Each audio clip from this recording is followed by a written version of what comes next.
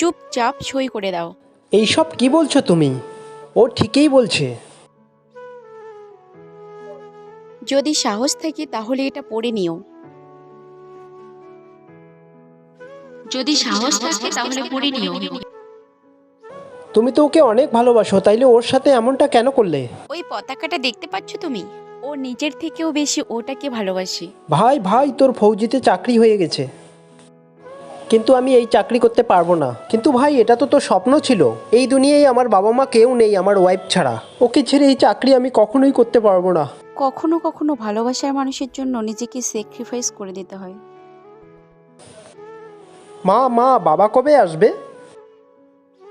পারলে আমাকে ক্ষমা করে দিও। আমি যা কিছু করছি আমাদের ভালোর জন্যই করছি। তুমি যখন ফৌজি হয়ে যাবে ততদিনে তোমার একটা ছেলে হবে, আর ওর নাম রাখবো রাজা।